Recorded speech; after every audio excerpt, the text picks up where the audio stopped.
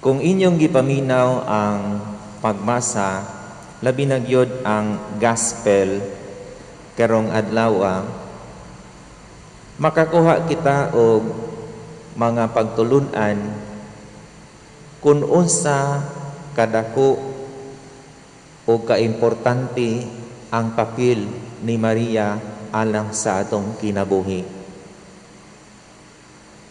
Kay nga naman, kini siyang kapistahan magpahinumdom sa matag usa kanato nga kun ang arka sa kasabutan sa karaang panahon didto sa balay ni Obed-Edom nagdala og daghan kaayong panalangin sa iyang pamilya, kay samtang ang arka diha sa ilang palimalay sulod sa 3 ka bulan, daghan kaayong panalangin ang niabot sa kinabuhi og pamilya ni Obed-Edom.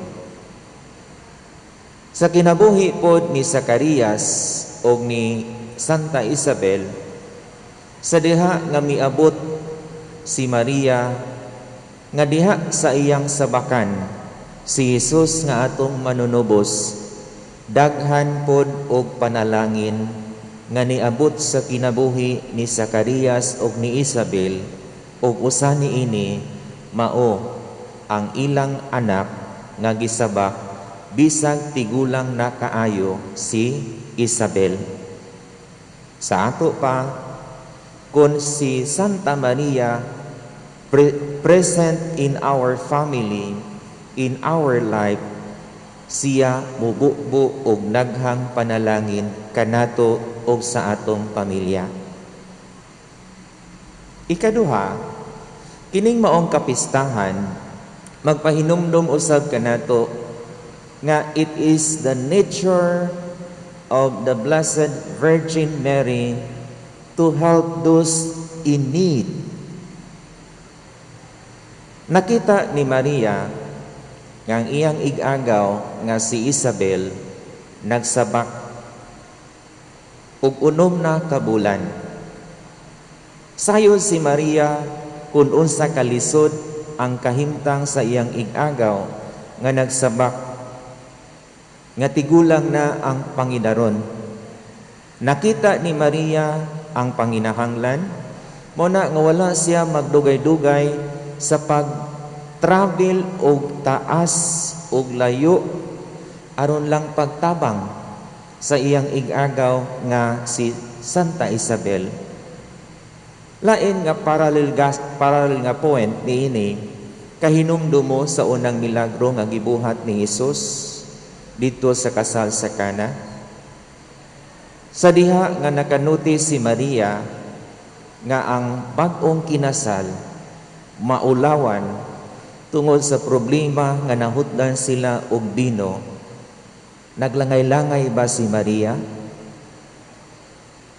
Kundili siya maoy miuna pagduo siyang anak ug miingon, wala na sila'y bino. Bisan giingnan siya siyang anak nga wala pa moabot ang akong panahon, pero wala gyud mo discourage si Maria. Hinunua giingnan ni Maria ang mga apostolis ni Jesus nga tumana bisag unsay iyang isulti kaninyo. Ug tuod man wala makaingog no si Jesus, kay kinaiya siyang inahan nga motabang sa mga nagkinahanglan. In our part, we are in dire need at this time because of COVID-19. It is the nature of Mary to help us. That is why it is very important for us to call the name of Jesus and the Blessed Virgin Mary, because they are their nature to help us in times of great necessity. Nanginahanglan ta og tabang. Tawga ang ngalan ni Maria, tawga ang ngalan ni Jesus, kay sila ang atong tabang niining panahona. Then, ikatulo nga point niining maong celebration sa visitation of Mary to Santa Isabel. nga si Maria has the power to impart us.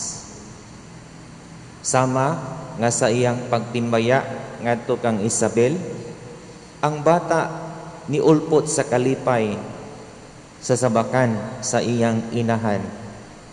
Si Isabel pod nalipay sa pagabati niya sa greetings ni Maria.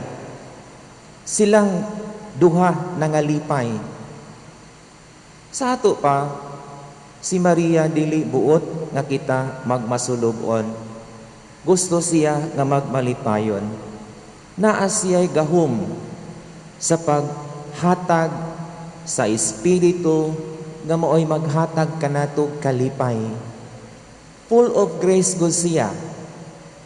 Kung moabot siya sa atong kinabuhi, makaambit po ta sa kapuno sa grasya o kining maong kapuno sa grasya, maghatag kanato og dakong kalipay sa atong kinabuhi.